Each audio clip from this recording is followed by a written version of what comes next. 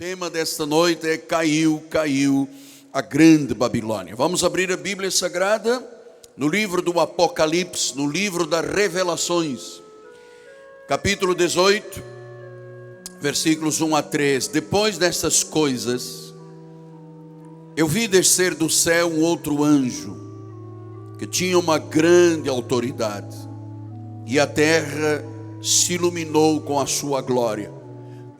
Então exclamou com potente voz, dizendo: caiu a grande Babilônia, e se tornou morada de demônios, covil de toda espécie de espírito imundo, e esconderijo de todo gênero de ave imunda e detestável. Pois todas as nações têm bebido do vinho do furor da sua prostituição. Com ela se prostituíram os reis da terra. Também os mercadores da terra se enriqueceram à custa da sua luxúria. Que esta palavra venha abençoar, fazer bem. A palavra é viva, a palavra é eficaz, ela faz bem. Ela é uma semente que é semeada no coração do povo de Deus, dos eleitos do Senhor. Oremos ao Senhor.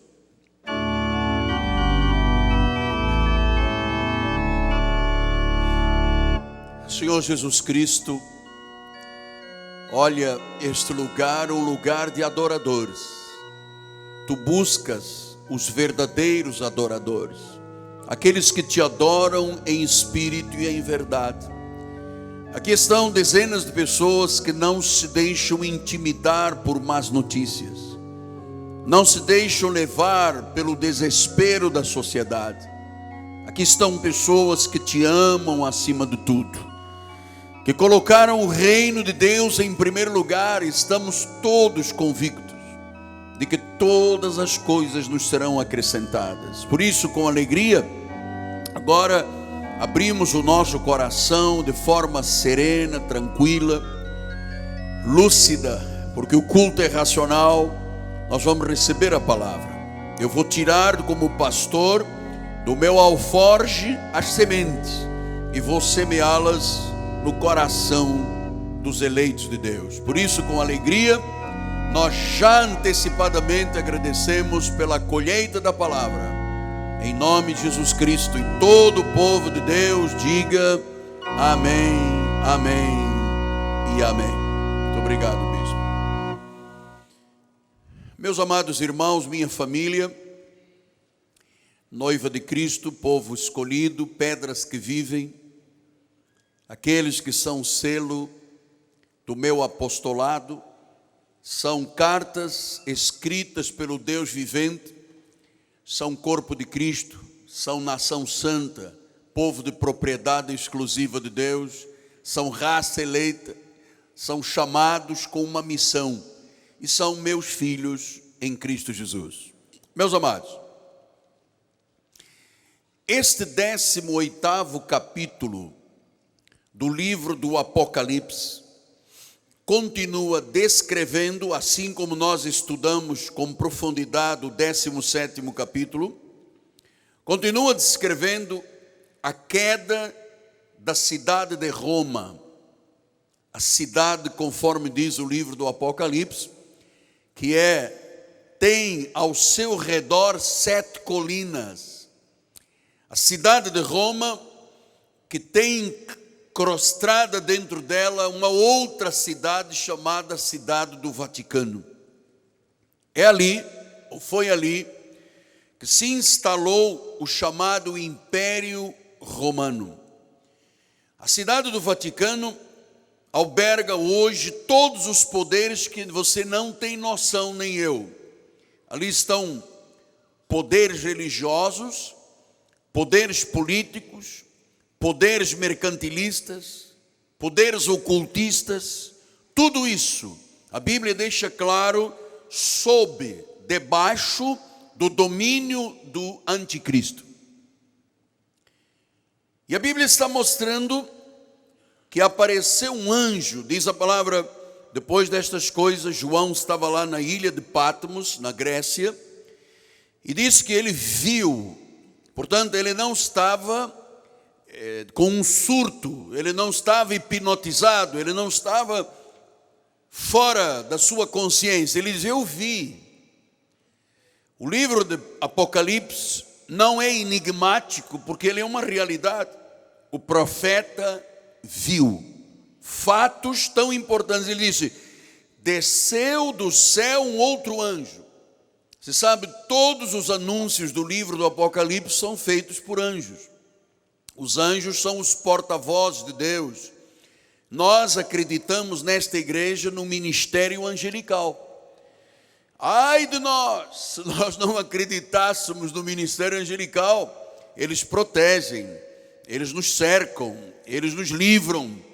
Você, talvez com os olhos físicos, não tenha a capacidade de enxergar esse mundo do ministério angelical. Mas a Bíblia toda, de Gênesis a Apocalipse, fala de manifestações de anjos. O apóstolo da igreja tem inclusive livros publicados sobre o ministério angelical. Então diz que veio um outro anjo que tinha uma grande autoridade e diz que a terra se iluminou com a sua glória.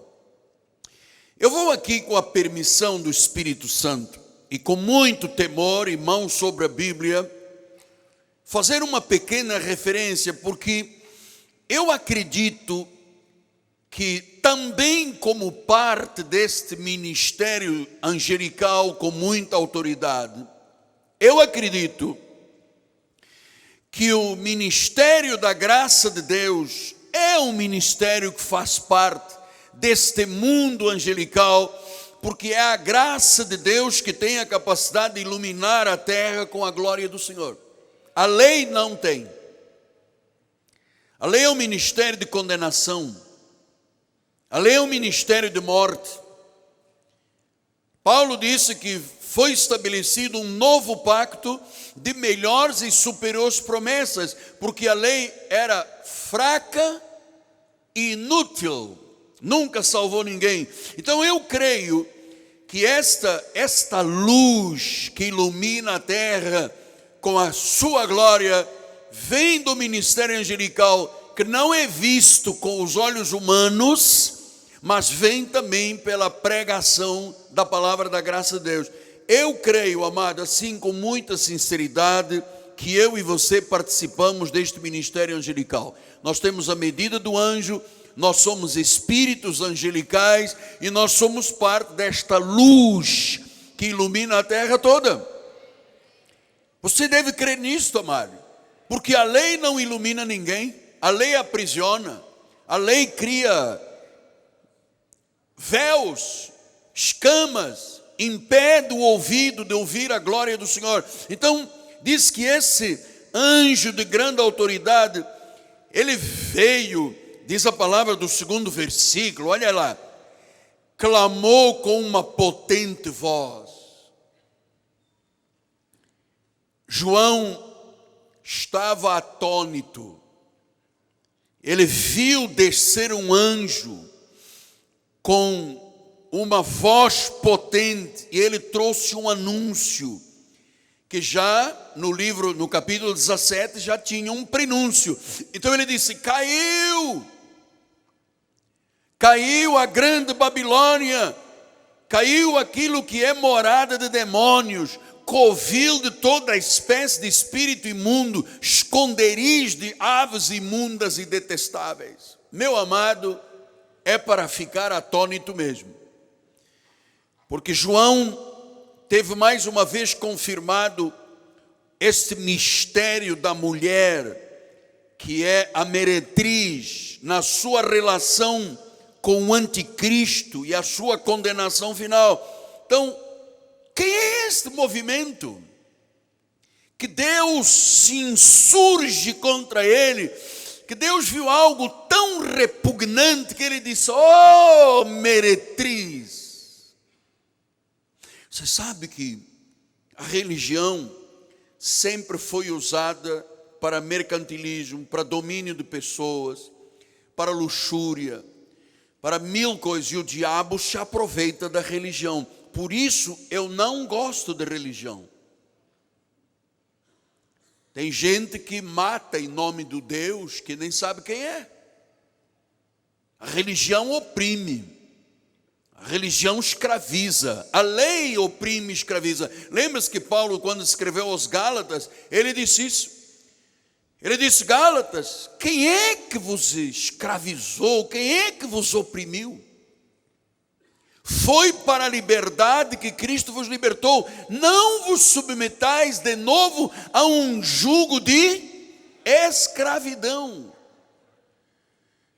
Eu vou lhe dizer sem medo, as igrejas chamadas da lei, todas elas escravizam as pessoas. Não há uma pessoa livre, feliz, numa igreja da lei. É porque o demônio, eu vi o demônio, era o diabo, porque eu caí, Deus apagou o nome do livro da vida, perdi a salvação. Isto é vida de escravo.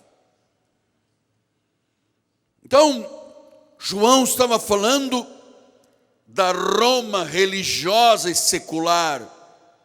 E eu vou lhe dizer, esta visão que João teve transcende a razão e a intuição humana, porque ele disse: eu vi um anjo revestido de grande autoridade e de grande glória. Ele viu um ser angelical elevadíssimo, que iluminou a terra, para que a terra compreendesse a soberania de Deus. Então, isto já vinha sendo profetizado por Daniel. Daniel, no capítulo 12, versículo 4, ele disse: tu, porém, Daniel, encerra as palavras e sela o livro até o tempo do fim.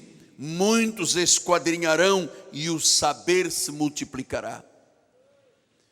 Por isso é que o anjo veio e iluminou a terra com sabedoria. Foi algo tão tremendo, com tanta autoridade, que era uma potente voz.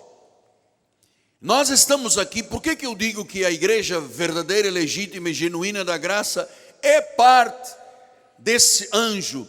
Porque, irmãos, todas as vezes que se prega a graça do Senhor, o saber se multiplica.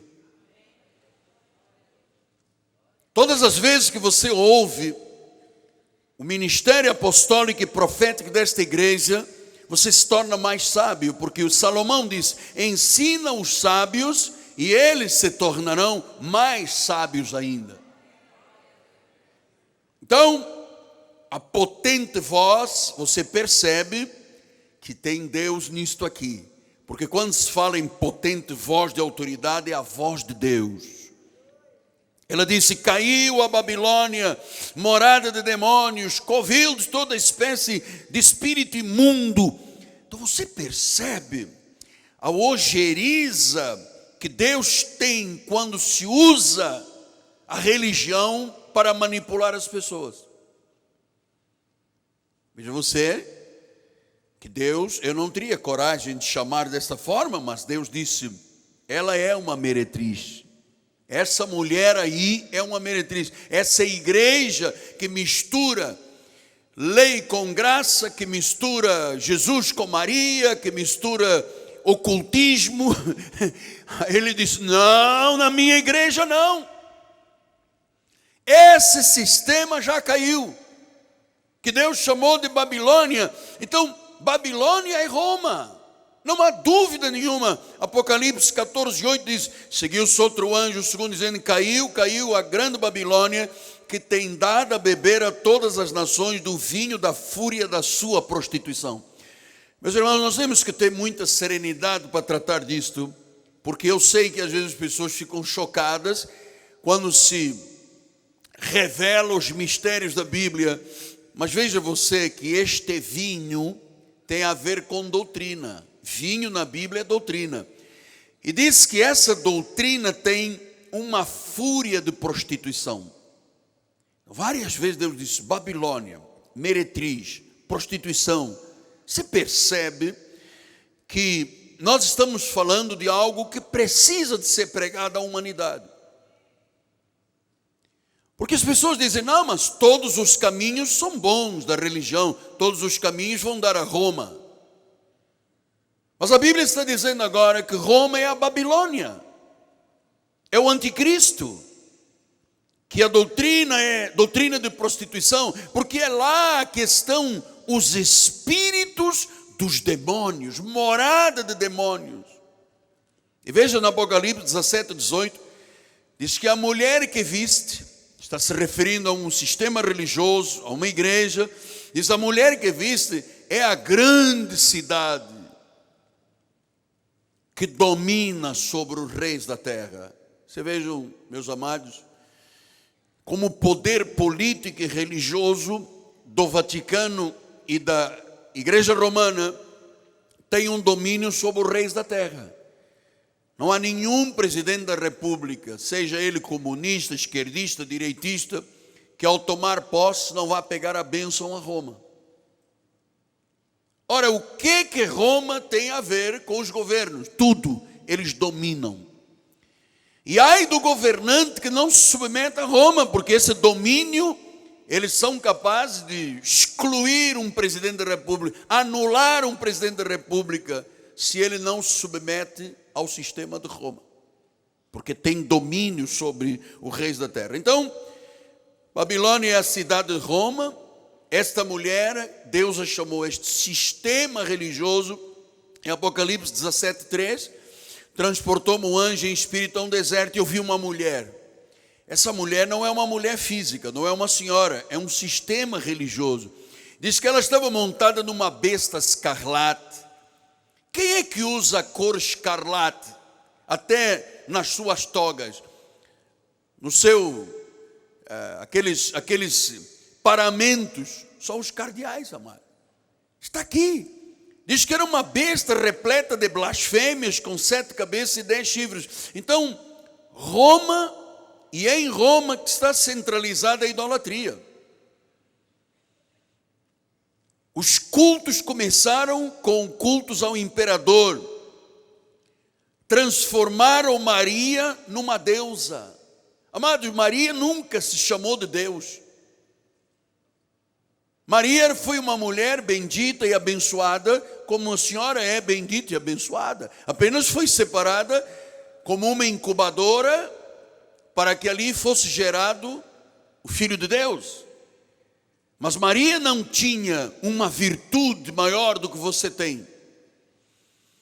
Aliás, o próprio Cristo fez questão de dizer isso. Quando disseram: está lá fora a tua mãe e os teus irmãos, ele disse: minha mãe e meus irmãos são os que fazem a vontade do meu Pai.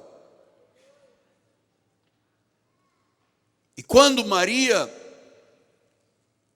recebeu a notícia do anjo que ela iria gerar do Espírito, ela não teve sequer autoridade para colocar o nome no filho. Ele já veio com o nome Jesus, o Salvador, o Senhor. E quando nasce a criança, ela diz: Ele é meu Senhor. Então, Maria reconhece que Jesus Cristo era Senhor e Salvador. Não tinha nada a ver com o sangue dela, nem com a carne dela. Jesus foi gerado pelo Espírito Santo. Ela foi apenas uma incubadora. Então, não há nenhuma virtude divina na vida de Maria. Mas a igreja de Roma fez de Maria, em Roma, o centro do louvor não é Jesus Cristo. Então, se não é Jesus, estão em adultério espiritual, porque é lá que se adoram divindades falsas, é lá que está a maior confusão espiritual, é lá que estão as doutrinas que embriagam. Olha o que diz Apocalipse 17, 2. Com quem se prostituíram os reis da terra, e com o vinho da sua devassidão foi que se embebedaram os habitantes da terra. Quer dizer que qualquer envolvimento fora da graça de Deus, ou da lei, ou da idolatria, diz que as pessoas se embebedam. Então, a doutrina de Roma e a doutrina da lei embriaga as pessoas. As pessoas ficam toldadas por Roma, ficam incapazes de entender as realidades espirituais. Vejam, senhores, eu já expliquei aqui várias vezes. Em 1910, em Portugal, até 1910, o domínio era da monarquia, havia reis em Portugal. E a monarquia sustentava o sistema religioso romano. E quando foi implantada, em 5 de outubro de 1910, a República, Então, com o presidente, primeiro-ministro, o governo rompeu essa ajuda que dava financeira de milhões para a igreja de Roma. Então a igreja de Roma precisava de ofuscar a República de Portugal. E o que eles criaram? O fenômeno de quê? De Fátima. Senhores, Fátima nunca existiu. Se tornou um comércio. É lá que se vende escapulário, é lá que se vende cruzinha, é lá que se vende vela, é lá. Milhares e milhares de pessoas pagam um preço altíssimo, sacrificial, vão lá, andam de joelhos, ralam os joelhos, pagam promessas e nunca existiu. Como os senhores sabem, Aparecida nunca existiu. Pastor, de onde vem esse fenômeno de Aparecida? Olha, havia uns pescadores que estavam lá num rio pescando com uma rede e pegaram uma imagem de uma santa quebrada sem cabeça. Depois lançaram uma rede outra vez e pegaram a cabeça, colaram, botaram velas, colocaram num campanário e começaram a dizer: oh, esta é uma santa, é uma santa. A fuligem das velas escureceu, então disseram que ela era uma santa negra. Não tinha nada a ver, era uma imagem que estava com a cabeça quebrada, virou padroeira. As pessoas pagam promessas e vão à Aparecida, porque pensam que ali está Deus. Você está entendendo por que a Bíblia diz que a doutrina deles embriaga, a pessoa fica toldada? No culto racional você está entendendo tudo. Todas as palavras que eu disse até agora você compreendeu, nem mais nem menos, nem à direita nem à esquerda. Mas quando vem o sistema babilônico, as pessoas ficam bêbadas espirituais, ficam toldadas. Olha, eu vou lhe dizer, durante 21 anos, eu fui da igreja de Roma, fiel, comprometido, fazia as minhas orações, minhas rezas, fazia confissão auricular diante do seu padre. Pois eu comecei a descobrir que aquilo que o padre me dizia: oh, então reza 10 Ave Marias, um Pai Nosso, estás perdoado. Nenhum homem tem poder para perdoar ninguém nessa terra, meu irmão. Pode rezar a Ave Maria que rezar o Pai Nosso. O único que pode perdoar pecados é Jesus Cristo. Foi Ele que deu a sua vida, o seu sangue, que daqui a pouco vai ser em memória trazido de volta ao altar. Só Jesus perdoa, só Jesus salva, só Jesus é o caminho, só Jesus é a verdade, só Jesus é a vida. Diga glória a Deus.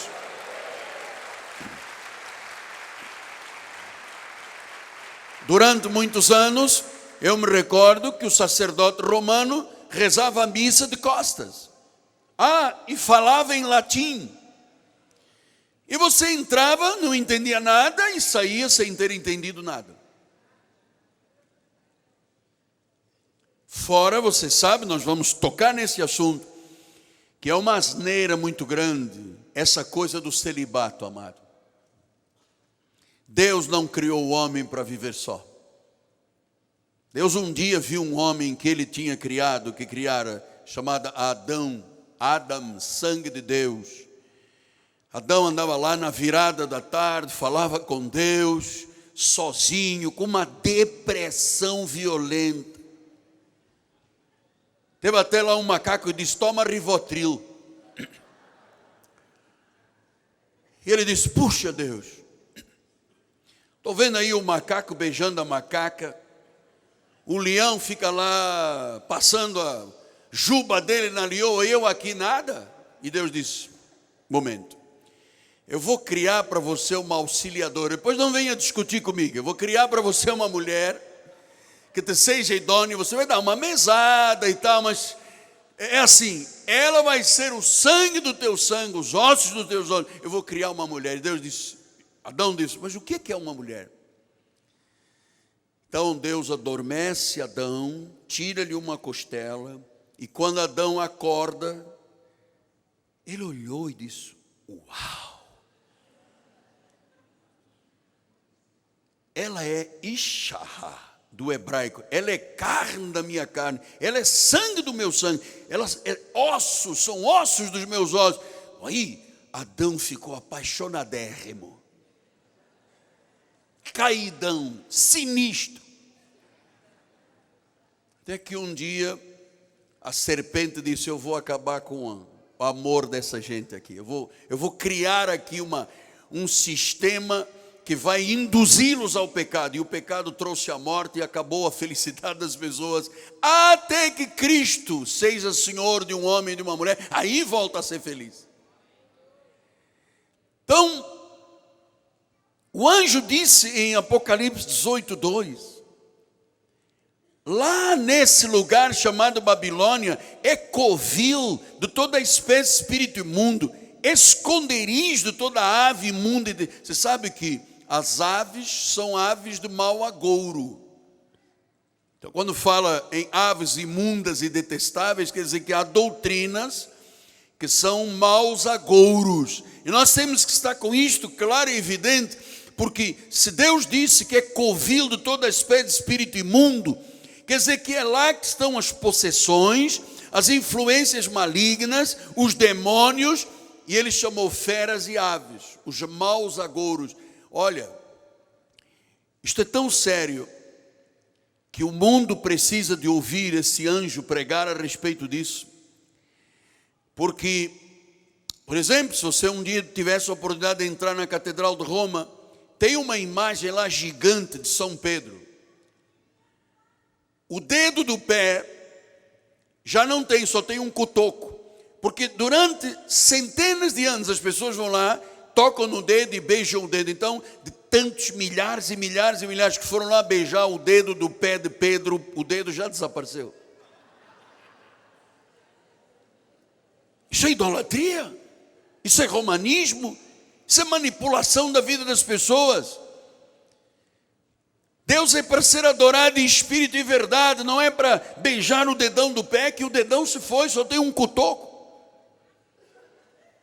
Então nós estamos entendendo que Roma é uma desolação espiritual, porque ele falou em aves imundas, detestáveis, esconderijos de toda ave imunda, covil de espíritos imundos. Amado, olha, e Deus disse que aquela é a mãe, hein? E se ele diz que a mãe, meretriz, mãe, a grande Babilônia, ela tem filhas. E eu vou lhe dizer com temor e tremor, amado, você está num lugar de segurança. Essas filhas que são ministérios que estão reproduzindo o mesmo meretrício da mãe. Toda semana é uma corrente, toda semana é um óleo, toda semana é um sal, toda semana. Amado, você algum dia viu Jesus na Bíblia dizendo, sexta-feira, fogueira santa? Você não percebe que são espíritos imundos? Nós vamos distribuir a chave que vai abrir a riqueza do mundo. Você não percebe que isso é uma manipulação? Ou acredita quem está embriagado, amado? Quem está embriagado está toldado e não consegue compreender. Então, não é com sal, não é com óleo. Isso são espíritos imundos. Então, Roma está cheia de poderes malignos. Olha, onde se invocam santos, onde se cultuam santos, onde se cultuam as relíquias dos santos, onde há veneração de imagens, onde há desvios de conduta moral do clero, onde há exacerbação de doutrinas. Você tem que compreender isso. Em mais nenhum lugar do mundo você aprende o que eu te estou ensinando aqui. Então, a exacerbação ímpia das doutrinas romanas desencadeou o quê? A reforma protestante. Quando Martinho Lutero, em 1517, lá na Alemanha, em Augsburgo, ele compreendeu o que era a Bíblia Sagrada. Ele disse, gente, Roma está errada. Isso não é de Deus. Então ele começou por enumerar, por exemplo, doutrina do purgatório. Irmãos, não existe purgatório. Não está na Bíblia, Jesus nunca falou, Paulo não falou, nenhum profeta falou. Purgatório é um lugar de purgar, de purificação. Então diz que A pessoa morre pecadora, vai para um lugar, aqui se faz uma missa e ela é purificada. Isso é uma doutrina que embriaga as pessoas. A Bíblia diz: cabe ao homem morrer uma só vez e segue-se o juízo. Morreu em Cristo, seio de Abraão. Morreu sem Cristo, vai para o inferno. Esta é a realidade. Pastor, não diga isso, por favor. Tenho que lhe dizer, eu tenho que lhe ensinar. Porque doutrina do purgatório é uma exacerbação ímpia, que não tem fundamento bíblico. A doutrina das penitências, a doutrina das indulgências. Os senhores sabem que Roma sempre foi movida por luxúria e por dinheiro. A igreja de Roma tem um patrimônio de 3 trilhões de euros. O povo vai lá beijar o pé de Pedro, mas ninguém se beneficia com a mensagem, nem com a ajuda. Então, a doutrina do purgatório, as penitências, as indulgências, olha, até na hora da ceia da Eucaristia, eles dizem que há uma transubstanciação química. Não há transubstanciação química, há consubstanciação. O vinho é vinho, o pão é pão, nada se transforma em carne e sangue. Isto é a fé que nos faz entender dessa forma. Então, amado, ouça.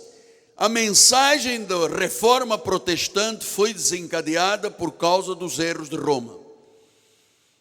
Martinho Lutero, John Knox, Calvino, eles pregaram sola gratia, sola escrituras, sola fide, solus Christus. Eles disseram só a graça, só as escrituras, só a fé e só Cristo.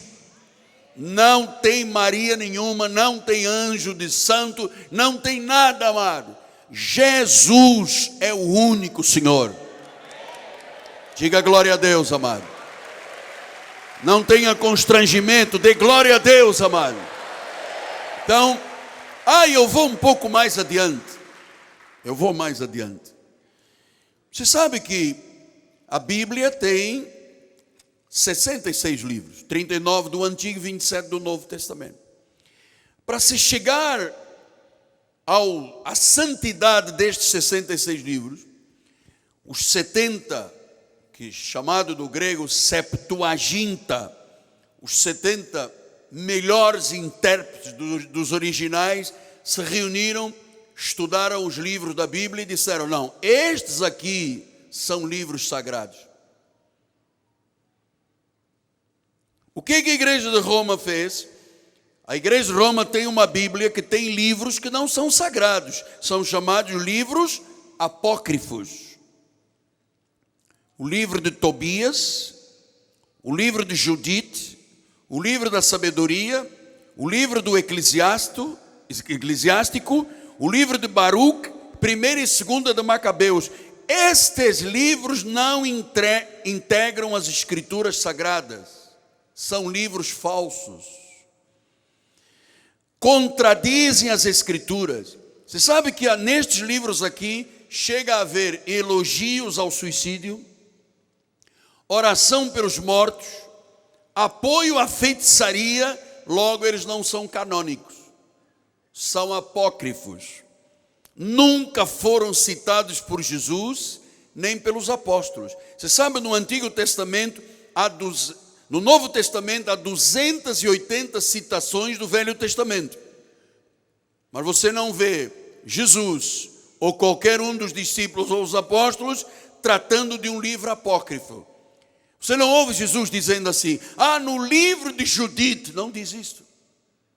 Fala do profeta Isaías, fala dos profetas, mas não fala de Moisés, mas não fala dos livros apócrifos.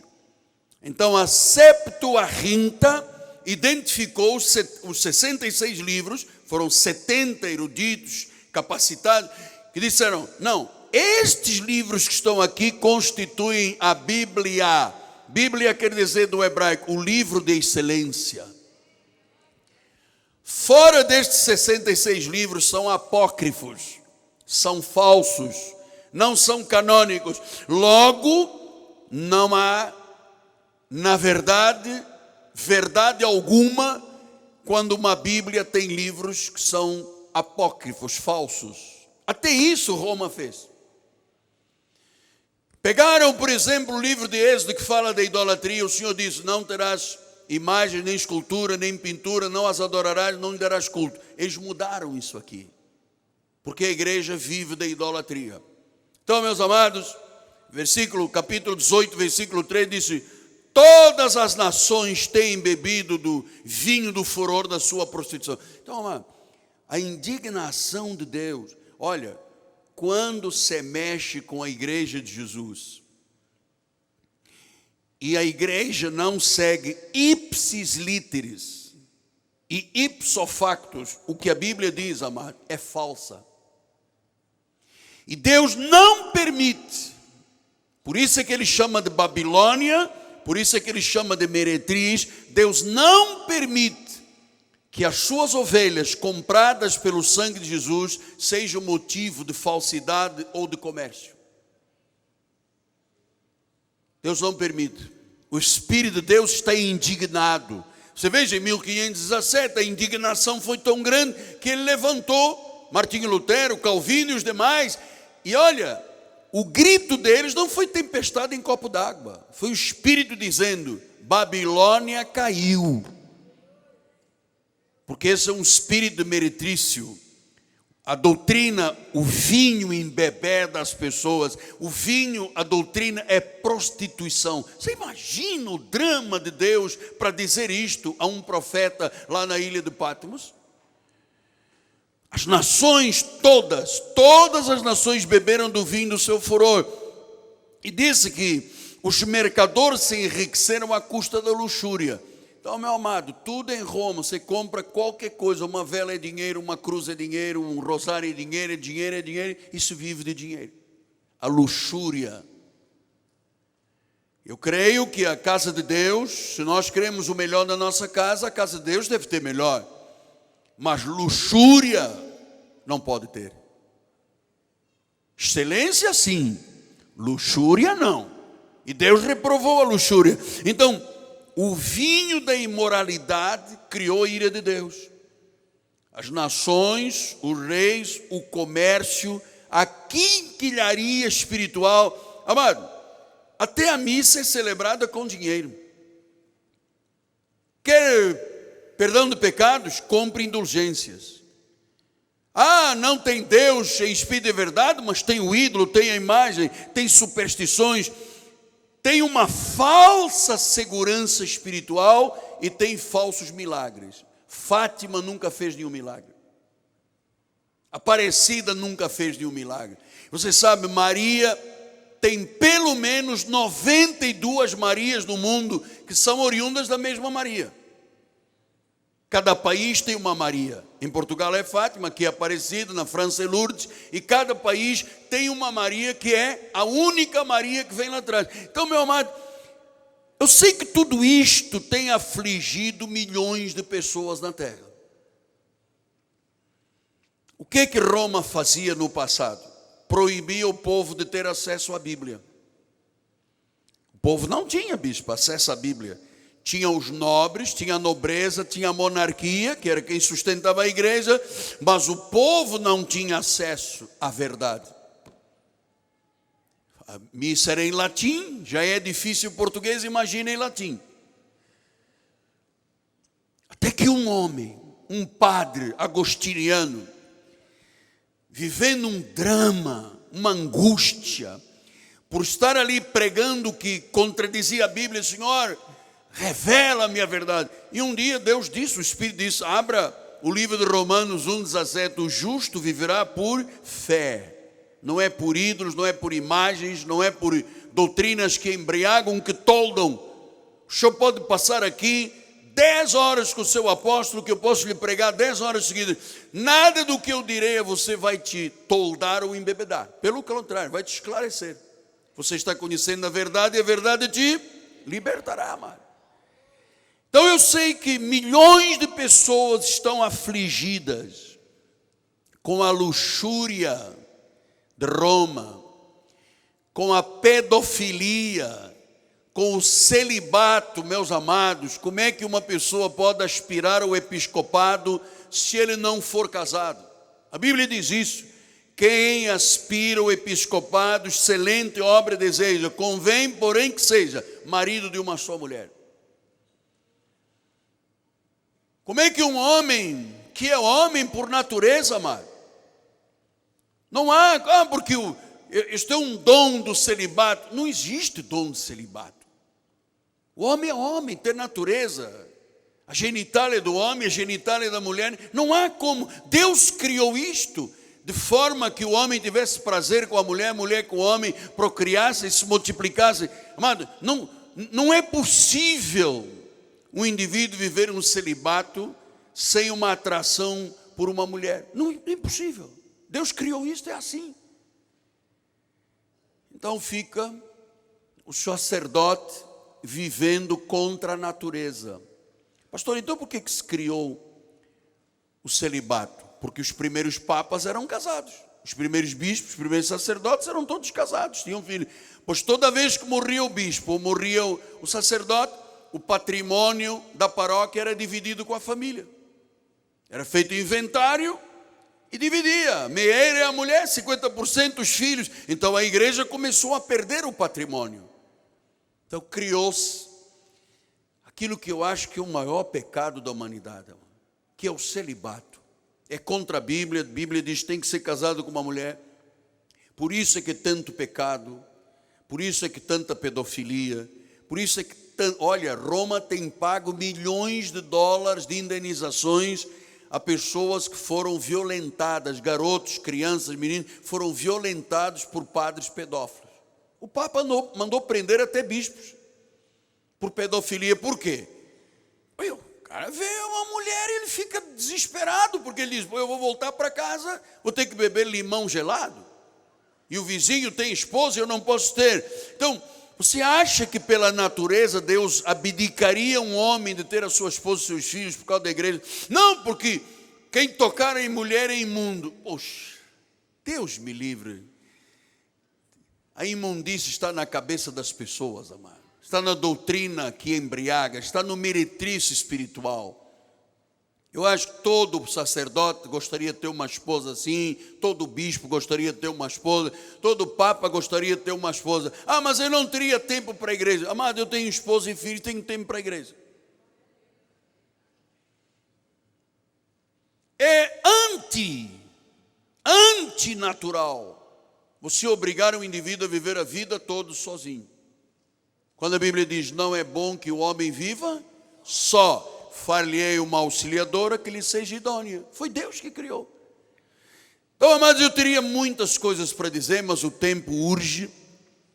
E eu queria lhe dizer que essa aflição de milhões de pessoas no mundo é porque nunca tiveram alguém que lhes ensinasse a verdade. Então a pessoa está lá embriagada com a doutrina de Maria, a doutrina do rosário, a doutrina da procissão, a doutrina dos santos, a doutrina dos mortos, a doutrina... Está todo mundo embriagado espiritual. Você sabe que nós temos um sacerdote católico em Portugal que assiste todas as minhas mensagens. Ele me adora como pregador. E ele ligou aqui para ele e disse assim, diga ao apóstolo que ele está errado. Fátima existiu. Padre, aonde? Tem livros escritos por padres que se voltaram contra esse mistério de Fátima. Não existe mistério nenhum. O mistério revelado é na pessoa de Jesus Cristo, meu irmão.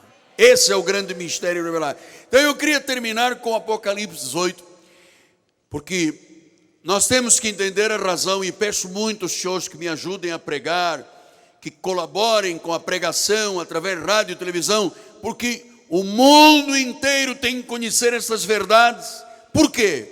Porque João ouviu uma voz do céu dizendo, outra voz, ele disse o quê? Retirai-vos dela, povo meu.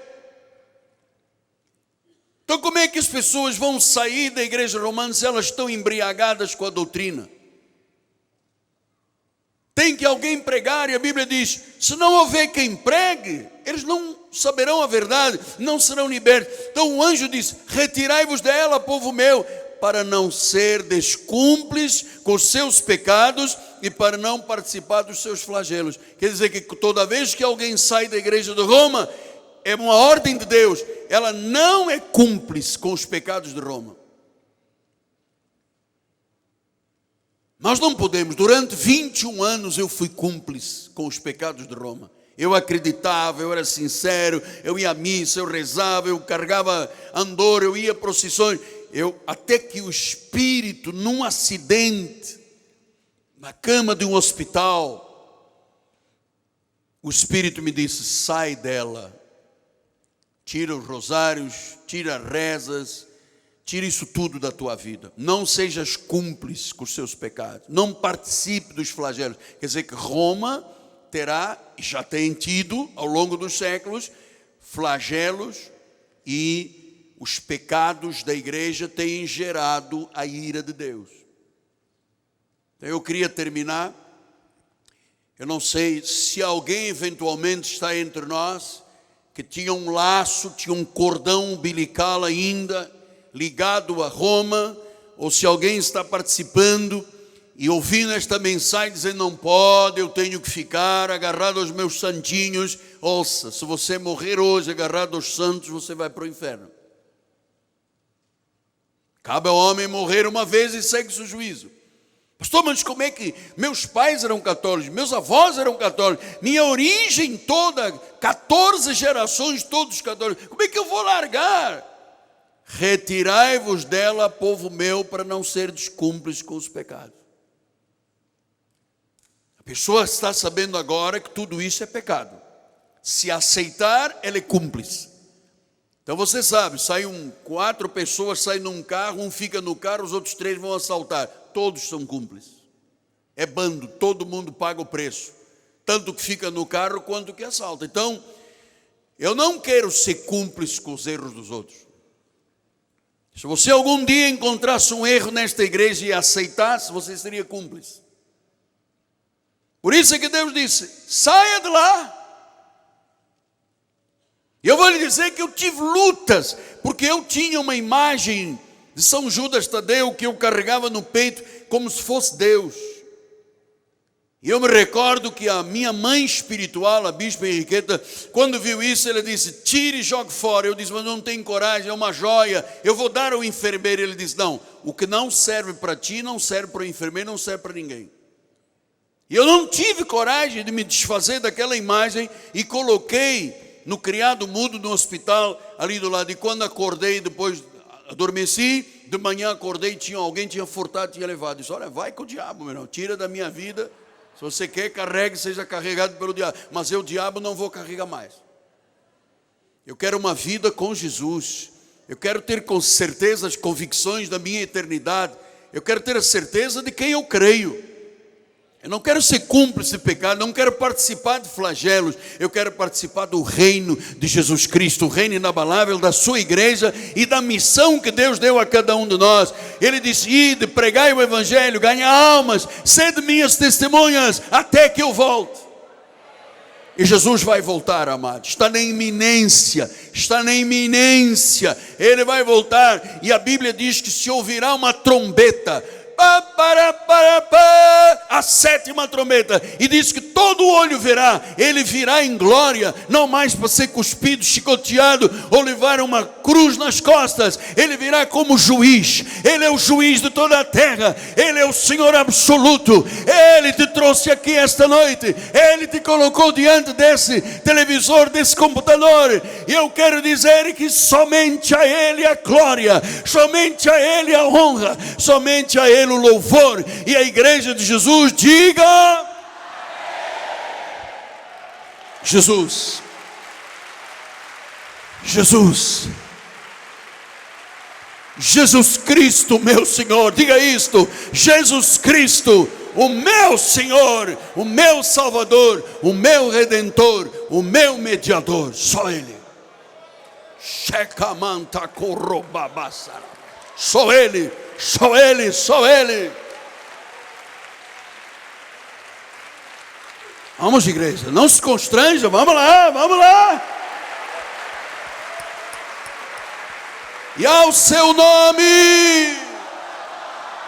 E agora, pela fé, vamos ter a presença real de Deus nos elementos da ceia. Vamos celebrar a ceia em memória dessa obra eterna de Jesus. Não foi Maria, foi Jesus Cristo. Não foi Pedro, foi Jesus Cristo. Amém? Vamos celebrar a ceia.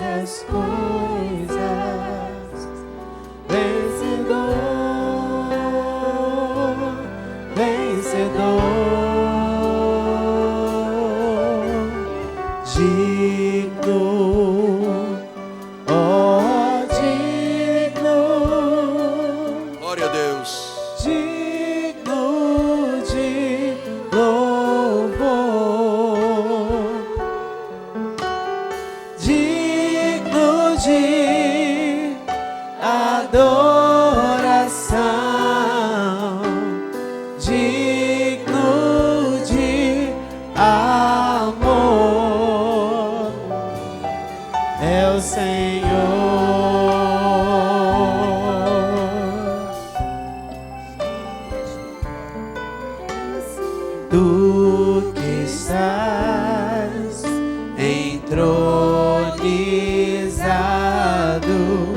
entre os querubins da glória, tu que estás entronizado entre os querubins da glória,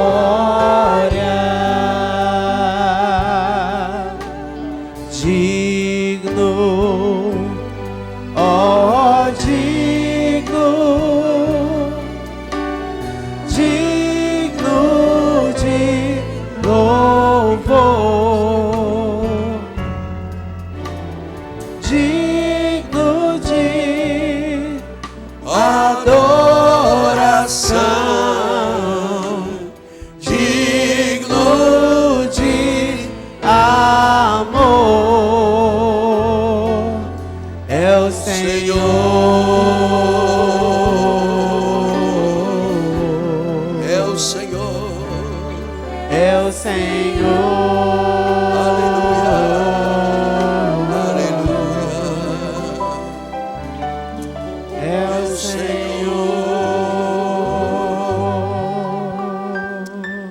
Você que está na igreja interativa, aqui no Rio, no Brasil ou em qualquer lugar deste mundo, pegue um pedaço de pão, um cálice pequeno de vinho e venha celebrar conosco este momento, o momento da presença real de Jesus Cristo. Meus amados, o apóstolo São Paulo, quando foi levado ao terceiro céu, quando a Bíblia diz terceiro céu, significa que existe um segundo e um primeiro. Nós estamos no primeiro céu. A igreja habita nas regiões celestiais. Estamos no primeiro céu. Depois vem o segundo céu, que é onde está a estratosfera, onde ainda há ar. E depois o terceiro céu, a exosfera, onde está o trono, onde os olhos humanos não têm acesso. É lá que ele governa as nações com vara de ferro. Quando Paulo foi levado ao terceiro céu, Deus lhe deu instruções claras a respeito da ceia. E ele, quando voltou desse momento de intimidade no terceiro céu, ele disse: eu não sei se no corpo ou fora do corpo, ele teve algo tão tremendo, e ele recebeu instruções a respeito da ceia. Veja você que este é um momento tão forte, que por causa da soberba da carne, Deus permitiu um espinho, que esbofeteava Paulo, para que ele não se ensoberbecesse com a grandeza da revelação. Na revelação da graça está incluída a ceia do Senhor. A ceia do Senhor é um memorial. Ele disse que nós deveríamos fazer isso em memória, trazer à memória o que nos dá esperança, lembrar o que aconteceu com o seu corpo e com o seu sangue. Nós não acreditamos em transubstanciação. Nós vamos celebrar com o pão, comer o pão e ele continuará sendo pão. A nossa fé nos diz que aqui está o corpo de Cristo. Acreditamos na consubstanciação. Aqui está vinho, ele será vinho até o fim. A fé diz que é o sangue. Por quê? Porque Jesus fez a última ceia e instruiu Paulo a fazer a ceia com a igreja. Então, é o corpo, as chagas. Você deve agora ter fé. Quando comer o pão, você estará comendo milagre, saúde. Creia que as chagas de Cristo são atuais. Os benefícios chegarão à sua vida. Ele tomou o pão em suas mãos e o abençoou. Partiu e deu aos discípulos dizendo: este é o meu corpo.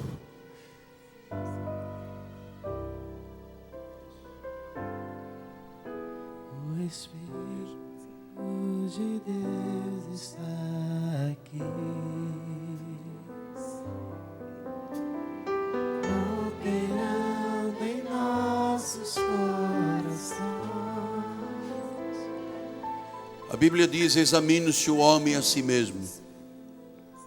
Você sabe, a ceia não é um termômetro para vermos, aquele irmão não está participando da ceia, então está em pecado. Isso é a lei que faz. A ceia é o momento de trazermos à memória o que Jesus fez na cruz do Calvário. E ele disse que nós deveríamos nos examinar para que ninguém participe da ceia com um rompimento com o corpo de Cristo, com uma falta de perdão, um murmúrio, porque a Bíblia diz que alguns adormecem porque tomam a ceia ilicitamente. É em paz, com serenidade, que nós tomamos parte da ceia em memória do Senhor. Então ele tomou o pão, abençoou e disse: este é o meu corpo, comei-o, coma agora a saúde, como milagre, se beneficie das chagas de Cristo para sempre. Amém, Senhor. Comamos todos.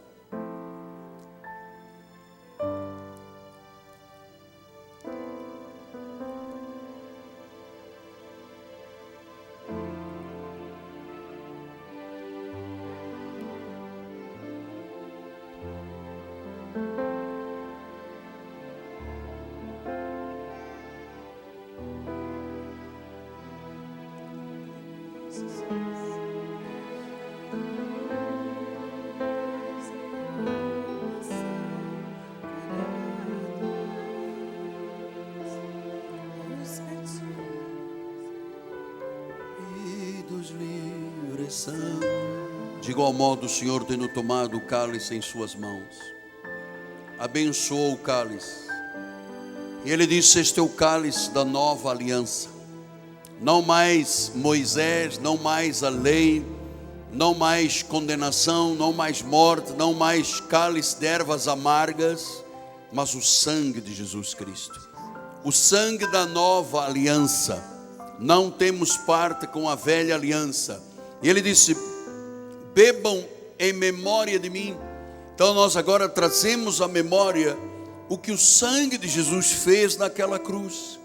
Ele derramou o seu sangue, porque era preciso que um cordeiro perfeito fosse morto. Ele derramou seu sangue para ser a propiciação, o pagamento pelos nossos pecados. E uma vez que Cristo é o Senhor, então o sangue de Jesus purifica, nos lavou de todo o pecado passado, presente ou futuro. Somos livres. Eu abençoo o cálice e eu digo: bebamos todos até que Ele volte. Este é o cálice da nova aliança, em nome de Jesus. Amém, Senhor.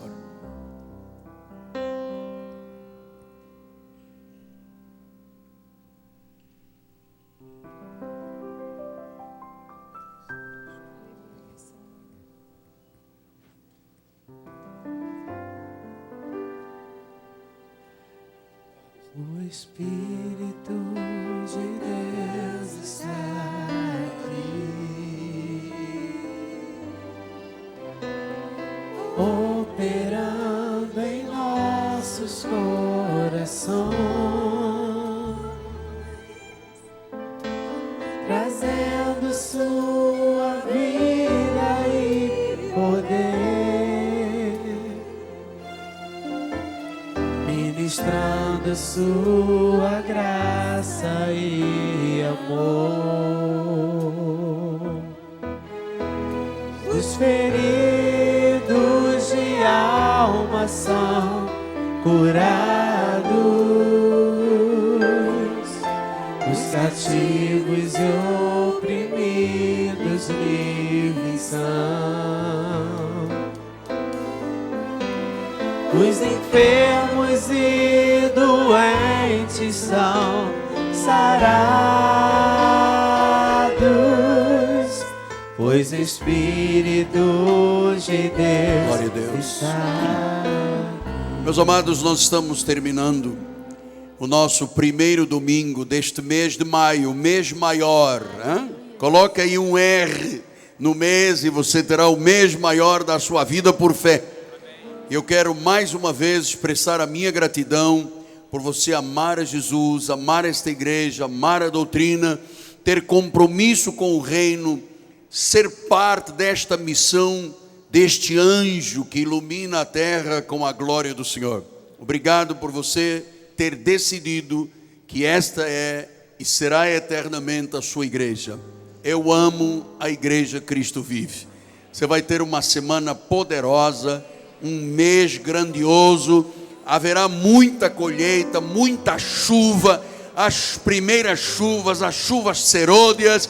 Prepare-se, porque o que Deus colocar no seu coração, ou colocou no seu coração, é muito maior do que aquilo que você está vendo hoje.